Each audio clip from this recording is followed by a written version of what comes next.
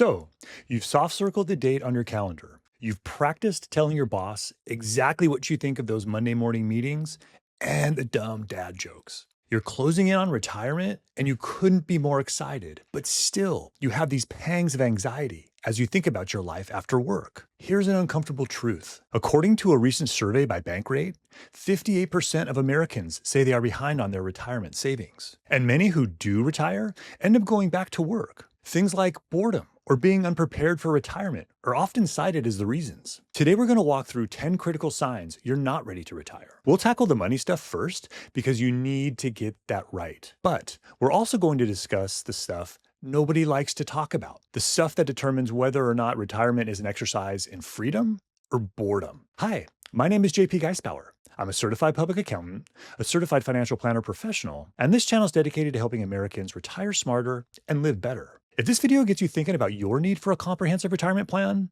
use the top link in the description below to schedule a time to discuss it with me. Look, I'm not here to crush anyone's retirement dreams. I want to make sure that when you do retire, you stay retired.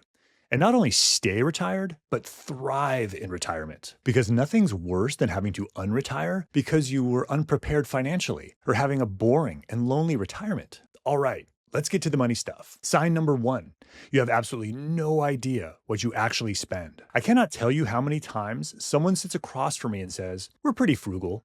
We need about $5,000 a month in retirement." Then we pull out their bank and credit card statements, and it's closer to $9,000 or $10,000 every single month. Here's the B's that many forget: property taxes, that insurance premium you pay once a year, the car registration, the small home repairs that are actually never that small, birthday gifts for family and friends, that big expensive trip you take once a year, that streaming service you forgot you're paying for, and that one massive, all-encompassing line item we all have, Amazon. And here's the kicker: expenses often go up in early retirement, not down, because now you have time.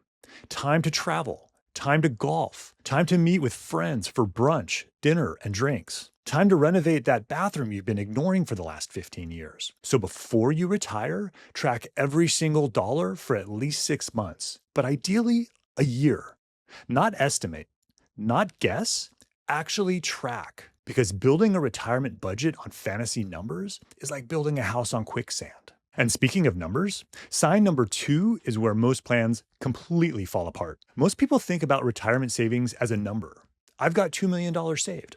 I'm good. The question is, how does that $2 million turn into a paycheck every month for the next 30 plus years without running out? Here's what I mean. Where's your income coming from? Social Security? When are you claiming it? Age 62? 67? Age 70? That decision alone could mean a difference of hundreds of thousands of dollars over your lifetime. Even if you wait until age 70, how are you funding your retirement in the meantime? Even if you wait to receive the larger amount, the chances are Social Security alone won't be enough. Then what? Are you drawing from your 401k or other retirement plan? If so, how much per year? Are you doing systematic withdrawals? Are you using dividends and interest? What's your withdrawal rate? Are you using that old tired 4% rule?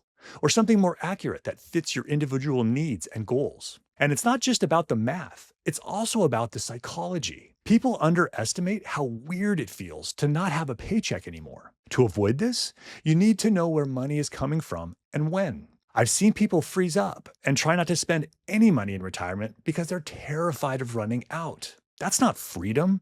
That's just anxiety with a bigger bank account. So create an income plan and watch your retirement flourish.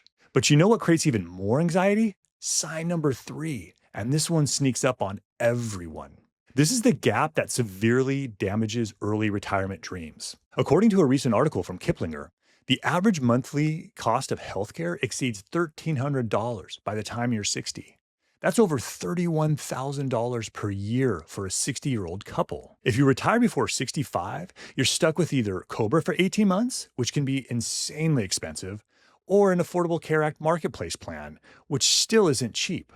And with the recent cuts to the subsidies via the one big whatever the hell we'll call in that bill, the costs are only going to continue to rise. But even after you get on Medicare at 65, it doesn't cover everything. You've got premiums for Part B and Part D. You'll need a supplemental plan or Medicare Advantage. And Fidelity estimates a 65-year-old couple will need about $345,000 saved just for healthcare and retirement. So if your healthcare plan is, I'll figure that out later, how bad could it be? You're not ready. Sign number 4. You're still invested like you're 30 years old. If you're 5 years from retirement and your portfolio is 90% tech stocks because they always go up in the long run, it's time for a serious conversation. Yes, over 30 or 40 years, stocks are fantastic. But when you're taking money out of your portfolio, the timing matters a lot more than you might think. It's a phenomenon called the sequence of returns risk. 2 people both retire exactly with $1 million. Both earn an average of 6% per year over 15 years. Both withdraw $60,000 annually. One retires in a year when the market immediately crashes 30%, then slowly recovers. The other retires in a year when the market goes up 18%, then has relatively normal ups and downs. Even though they both average 6% over those 15 years, one runs out of money at year 15. The other has still over $1 million left. Same starting balance, same average returns, completely different outcomes. I recently did a video that explores the sequence of returns risk and this exact fact pattern in more detail. I'll include a link to that video in the description below. This is why asset allocation matters more as you get closer to retirement. You need some stability, some bonds, some cash, something that doesn't drop 30% or more when the market goes haywire. And here's the thing about asset allocation. It ties directly into sign number 5. Here's what blows my mind. People will stress out about earning an extra 1 or 2% on their investment portfolio, but then completely ignore the fact that they're about to pay 25 to 35% in taxes on every dollar they withdraw. Let's say you have $1.5 million saved. Awesome, right? Except every penny is in a pre-tax 401k and IRA account. If you want to withdraw $80,000 a year, guess what? That's $80,000 of taxable income. After state and income tax, you might only net $50,000 or $60,000.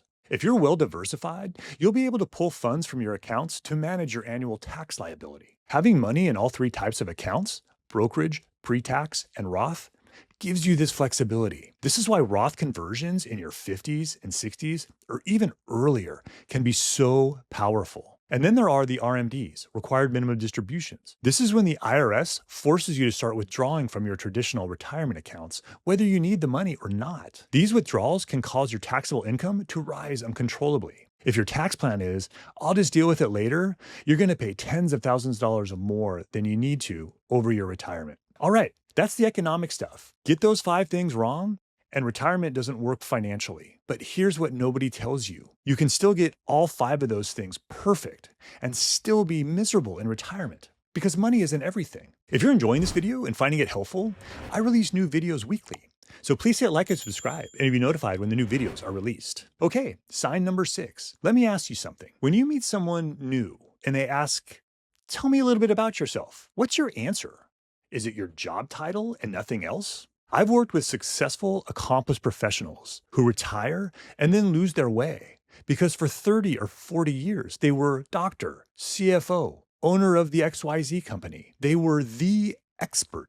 People called them, needed them, respected them. And then one day, they just became some old person shuffling around a grocery store. That loss of professional identity can be devastating. I've seen people go into a legitimate depression within months of retiring because they don't know who they are without their work. Here's a test. Can you introduce yourself without mentioning your job? Can you tell me 3 things you're passionate about that have nothing to do with work? If you're struggling with that, this might be a red flag. Retirement isn't an ending. It's the start of a new chapter, but you need to know what the chapter is about. Which brings me directly to sign number 7. I'll often ask clients, what does a typical Tuesday look like in retirement? Not vacation Tuesday, where you're on a beach in Maui, just your average run-of-the-mill Tuesday. What are you doing? If your answer is, I'll figure it out when I finally have some time to relax, that's not a plan. That's a recipe for being bored out of your mind. Here's the reality. You're going to have somewhere between 2,000 to 2,500 hours a year that used to be filled up with work. That is a lot of time. The people who thrive in retirement have thought about this. They've got hobbies, plural. They volunteer. They have projects. They take classes. They have a sense of purpose. I had a client who retired and within 3 months was volunteering at a food bank twice a week, taking a pottery class, and mentoring at the local community college. She's busier now than when she worked, but she's doing what she loves and on her own schedule. A prospect I spoke with retired with no plan. He watched TV for 6 months and then went back to work because he was bored out of his mind. And here's what makes this even harder. If your entire retirement plan is, I hate my job and I just can't wait to get the hell out of here, that's a problem. Because that's not excitement, that's escape. And escape isn't sustainable. Here's what happens when you retire. You leave the job you hate. For a few weeks, you're euphoric. You're free. And then what? The thing you hated is gone, but you haven't replaced it with anything. Retirement has to be about what you're gaining, not just what you're leaving behind. It needs to be an adventure you're excited about, not just an ejection seat. And that adventure is a lot harder if number 9 sounds familiar. You retire at 60, but your friends are still working. You want to grab lunch on a Thursday.